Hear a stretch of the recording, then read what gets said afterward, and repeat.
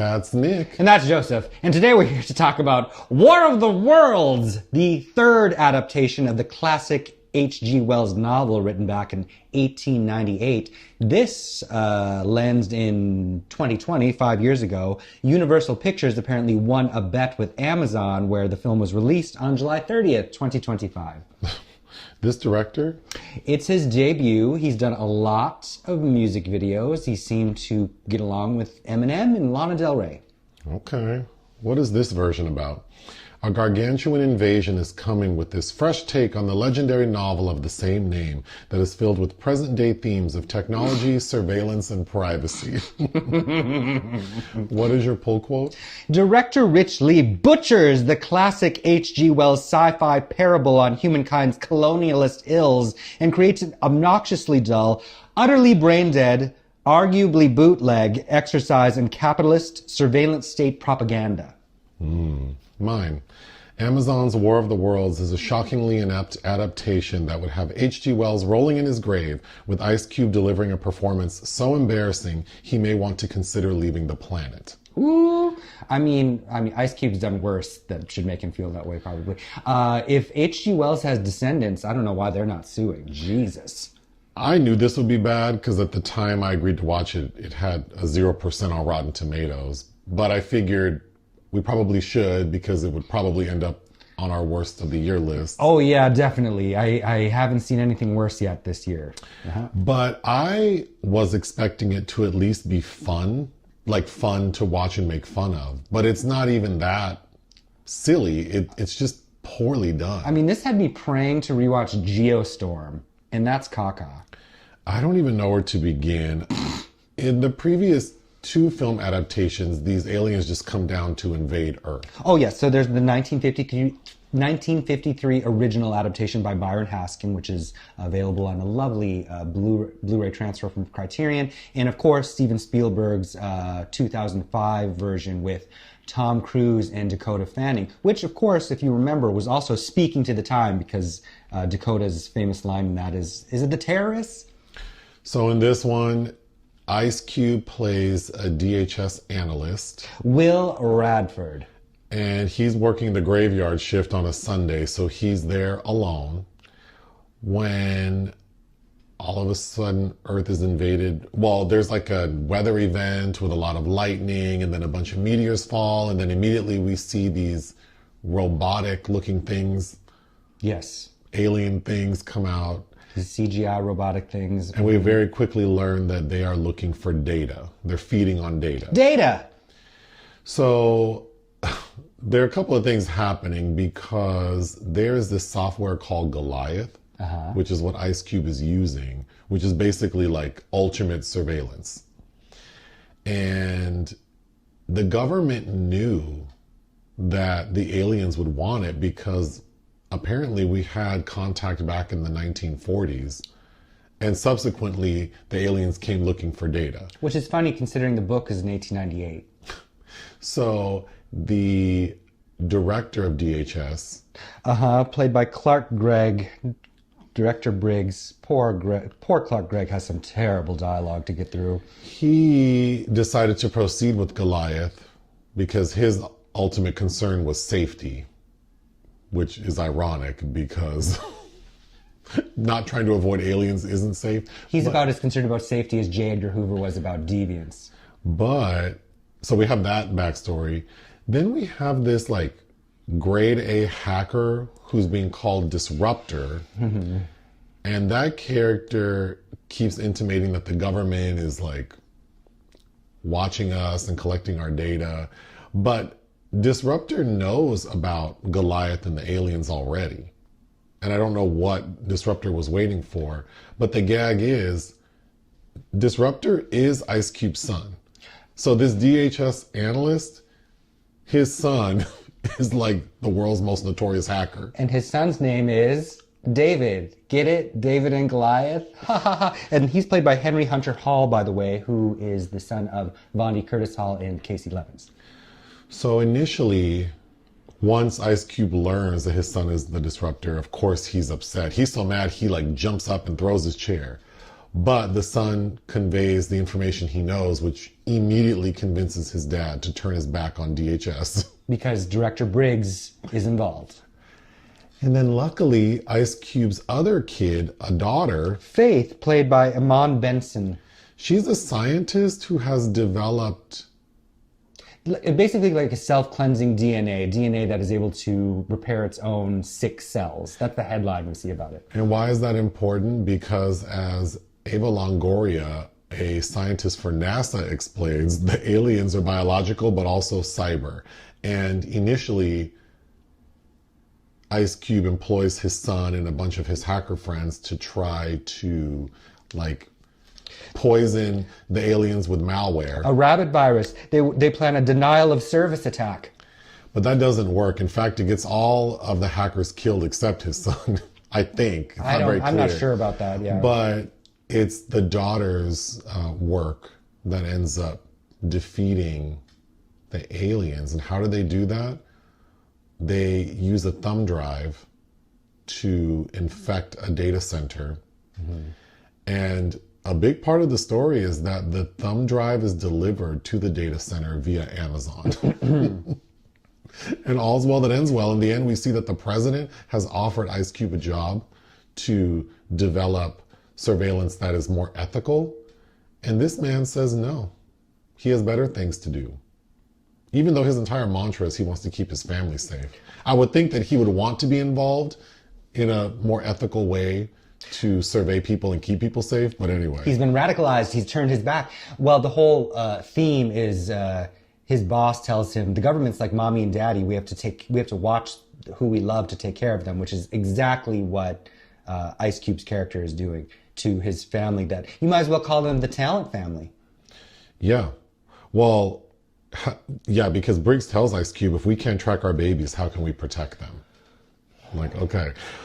I have so many notes, but I guess to start, this film is that screenlife format that became popular during the pandemic when we had to social distance. So there were a lot of movies that were kind of, I mean, the first one that comes to mind is the one with John Cho.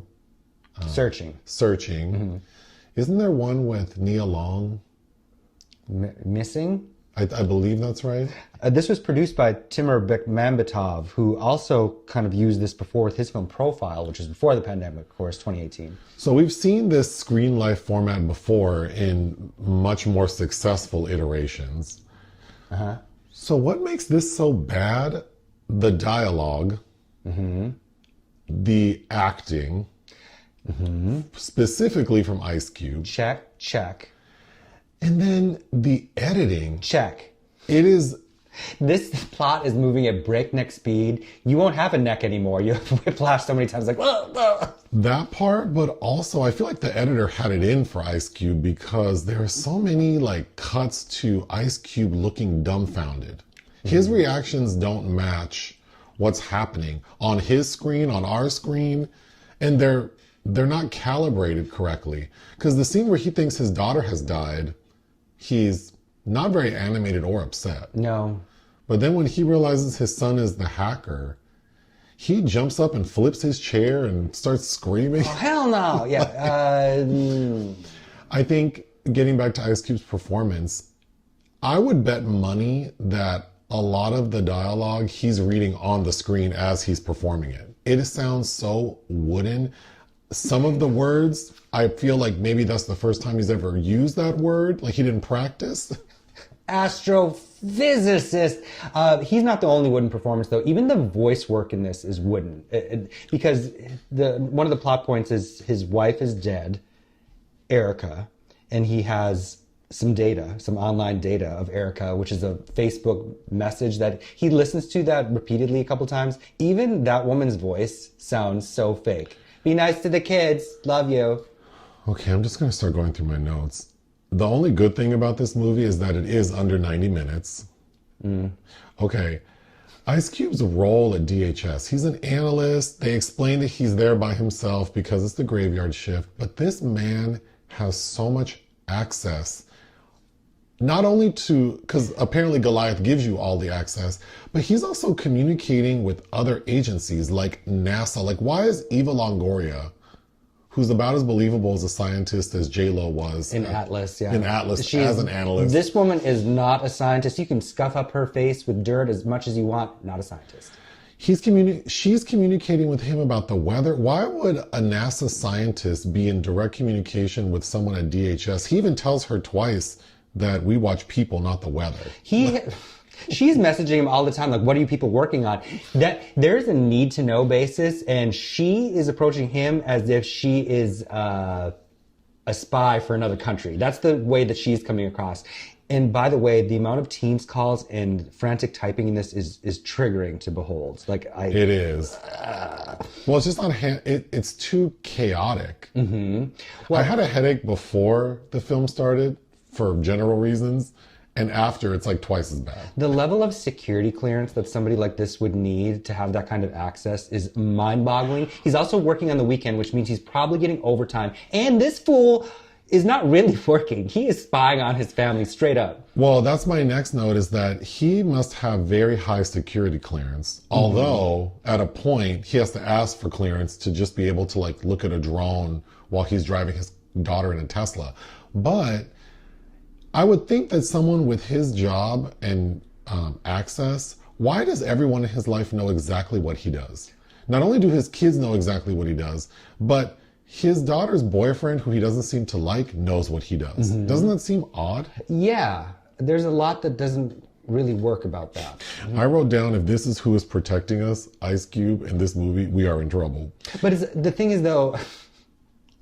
Why are you spying? Why are you using your work software to spy on your family? That seems like a big no-no. He's fully abusing his work power. He's all, like you said, even when the aliens land and start attacking, he is still preoccupied with sending messages on Facebook.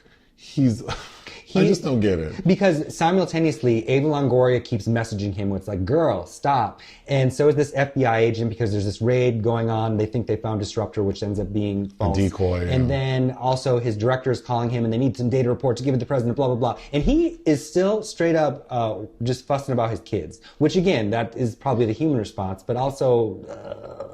I just don't believe that this man would have the mental capacity to juggle all the things he was juggling. Well, it's clearly if they're waiting on a report to give the president, everybody's going to die because he's worried about Faith and David.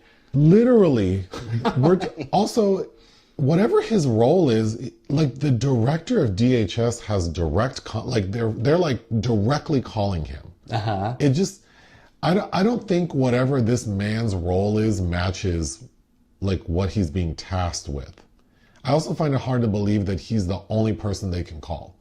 Maybe, I don't even believe that during the graveyard shift that there's only one analyst in all the country doing anything. But when all this stuff goes down, it's in the morning, on a Monday, I guess, because everyone's out and about a normal weekday.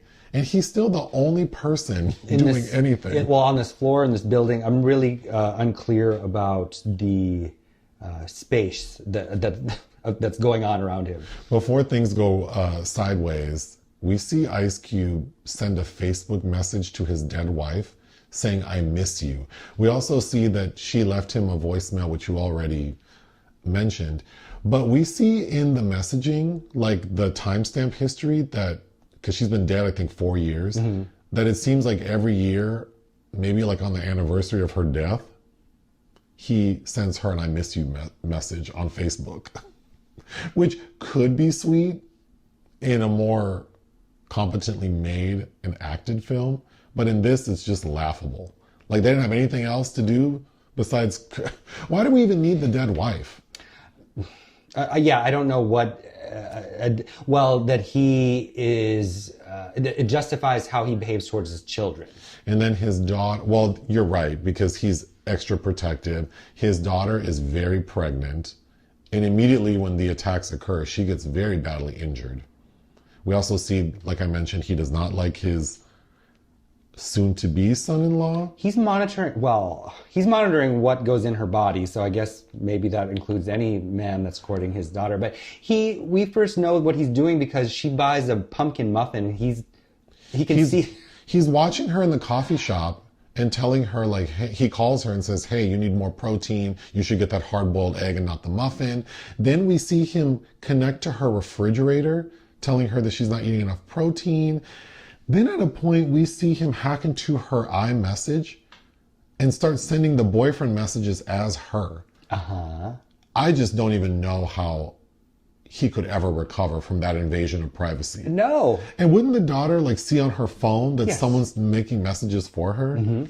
I hated that. Well, it's just that shit is crazy. That's wild. That's wild that we never really addressed that the bigger problem maybe is, or maybe the deserved problem of the extinction of the species is this how it's normalized to behave. Well, the daughter tells Ice Cube, you think you have more power than you do. You don't have any power. So it seems like she understands that he's watching her. I mean, clearly she must know because he's calling her, telling her, I see what you just bought at the grocery store or whatever. But that's outrageous. Mm-hmm. Okay, Eva Longoria is the scientist. When the meteors land, I mean, if you watch any sci-fi movie, the first thing the scientist will not do is run up to a steaming meteorite. And touch it with your hands. Touch it. She's like, oh my God, it's cold. It's like, girl, you deserve to die immediately. And then immediately an alien pops out. And she starts screaming and they lose the feed. But I was laughing at her. The moment Ice Cube finally picks up the Teams call and she's like, look at this footage of this storm. And it's a montage of things clipped together. It's like, a little context. Is this one storm? Is this going on now? Is this across the nation? It's just like all this random footage. It makes no goddamn sense. Okay, Ice Cube and Eva Longoria in these roles make absolutely no sense. And I was trying to think, what are some other pairings that would be equivalent to me? And so I came up with J-Lo and Diddy. Yeah. T.I. and Tiny. Oh, yeah. That would be entertaining, though, probably. Beavis and Butthead. Mm-hmm. Paris Hilton and Nicole Richie. That would also probably be funny. Kylie Jenner and Timothée Chalamet. Now I'm just going off the rails. But yeah. Well, I thought Mariah Carey and Dean Cain. Oh. Or Ray J and Kim K. Oh. It's so... Well, actually, it could be Ray J and Brandy. That would also be funny. Okay, the CGI. It's not good. There are moments when it's like serviceable because it's also via like surveillance and it's all shaky. It still looks bad though. But I think they're relying too much on like, well, it's shaky and things are happening and it's on a phone so it can look kind of bad. But then there are times when we get a full-on HD shot and it looks, I mean, like made for TV. Schlock. Worse than turn it off. There's also a scene where Eva Longoria has collected some nanobite versions of whatever alien intelligence Those this looked is. really bad. They look like blue ladybugs, kind of. And then the way that they're talking about data. They're attracted to data. They're attracted to my phone because there's data. The data. They're eating There's one of the Disruptor clan. They're like, my data's being drained. Okay, this movie, like thinking of, the source material and the two previous adaptations. Mm-hmm. This version of War of the Worlds to me is like the movie Chuck and Buck. Mike White's character puts on this version of The Wizard of Oz, like this community theater, like with two actors and like a backdrop. I feel like this is to War of the Worlds like that is to The Wizard of Oz. Except there was still more thought in that play within a film than what's going on here. Absolutely. Yes. But this is that bad. This is so inane. And it's like product placement. That's all. It's just one big... Well, speaking of that, yeah. So obviously Amazon with the, sort of Amazon saves the day by using their new Prime Air drone delivery to deliver the thumb drive. Then you mentioned Teams, Microsoft Teams. Ugh. And then we even get a moment where the daughter who's badly injured needs to get to safety. So Ice Cube hacks into a Tesla and then the autopilot gets her to safety. And it even showcases like the low energy mode and all, like, okay. Ugh. The angle in which Ice Cube is being shot is not flattering at all. And I feel like they did him dirty, not only with this dialogue, not only with the director maybe not helping him with the better performance, not only with the editing, but yeah, it's just not We get a lot of shots of his dirty fingernails. That's true. The lighting on his dentition is not very flattering. I just don't know. I mean, maybe he didn't have any control over it being released, but if I did, I would have said, don't. You can have your $3 million back or whatever you gave me. It just seemed like nobody really cared about what was going on. Even, because what's his name? Henry Hunter Hall, who we saw in that Ryan Murphy Netflix series. What was that called? About the house with Naomi Watts and Mia Farrow. Oh, and Liev Schreiber? It started with an I. Why am I blinking on that? Where someone's sending letters to the house? Yes. Mm-hmm. I'll insert it. But I thought he would, because... Who's he? The son, David and Gloria. Oh. It seems, we're not sure if his friends died, and he had rerouted the signal, so the alien attacked the signal, which is Ice Cube's home, but he's actually his friend Brian's house. And he's just so flazé-da about like, hey, that was pretty heavy. Your friends might have just died. Okay, speaking of the son, the disruptor, this hacker, sends these like videos where the voice is distorted, and of course it's just like a graphic of someone in a hood. And it's made clear early on that there's a lot of resources being put on trying to figure out who this person is. And it's not until the 11th hour that Ice Cube thinks to try to decrypt the voice. Ice Cube very easily takes that scrambled audio of the disruptor, puts it into some program, does a few little tweaks, and it's like, oh, that's my son. Mm-hmm. Inept. He is inept. Well, but the fact is that in this universe, no one else that's looking for the disruptor in DHS has thought to do that. Okay. Which kind of made me think of that moment on with the Facebook picture in Together with Dave Franco, where he's able to locate where that missing couple is by just checking the yeah. Crazy.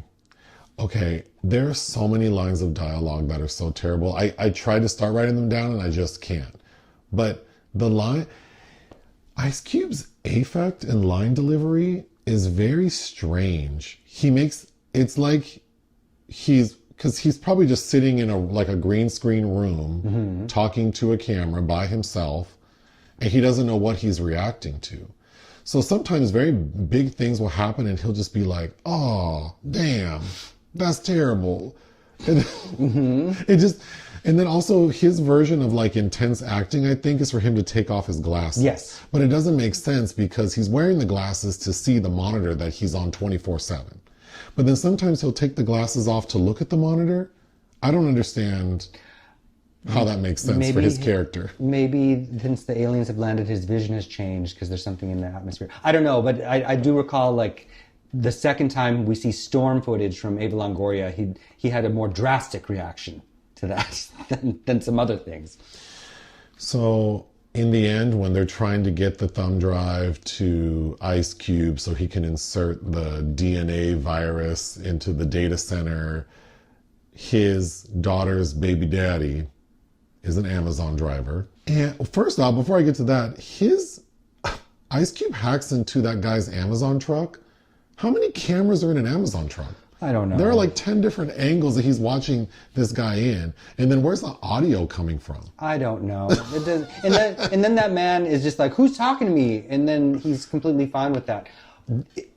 Would you not be completely weirded out and not want to drive that vehicle ever again if that happened? But it's that guy who's operating the drone, and at a point the drone gets knocked down. And so it's like on its back like a turtle. But it gets up again? And they see that there's this homeless man there. Mm-hmm. And so they're trying to convince him. I hated that scene. That was a terrible scene, yes. I don't know, like, was that supposed to be funny? I believe it was, but no one in here maybe knows what comedy is. I forgot what I was going to say. There's just so much to complain about. In the middle of all that, of course, Faith is giving birth, and she even has a line as she's getting taped up with packaging tape to Ice Cube, like, you gotta have faith. And all of a sudden we see like a Facebook message. We have a lovely, beautiful girl. Oh, that's what I forgot to mention. In the middle of things really, like when the shit really hit the fan, what does Ice Cube have time to do? write like an apology letter to his daughter. Yes, he is composing that as well. How many times did I say while we were watching this, like, did you get the report to your director where's your report?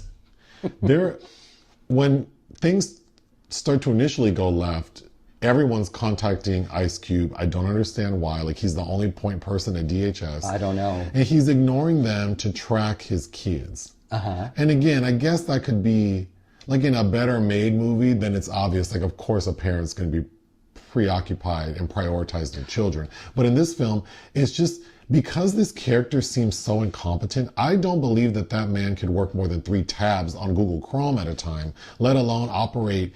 He's on Facebook, he's on Microsoft Teams, plus whatever Goliath software has, which allows you to, he's just clicking everywhere and just doing all these things. What about that FBI agent that when the robots start coming out, she's like, what's the protocol for this? Like, why would he know? Why Shouldn't you have an emergency protocol situation with Actually, the FBI? yes, that made no sense. As did all of this film. It's kind of unbelievable, but I find it highly amusing that this shot 5 years ago and they're like, oh, here you go. If this is like a marketing tool for Amazon, it's such an odd choice because it's so poorly done. I don't know why you'd want to align your brand with this nonsense. I'll tell you what, if this was my first film out the gate, it's just embarrassing. For everybody involved, this is really embarrassing. I don't know. I actually do have one more thing, because of how often the word data was thrown around. To quote from Star Trek's Data, I'm commandeering a quote, but this film cannot take pride in its abilities. We cannot take pleasure in its accomplishments. Damn.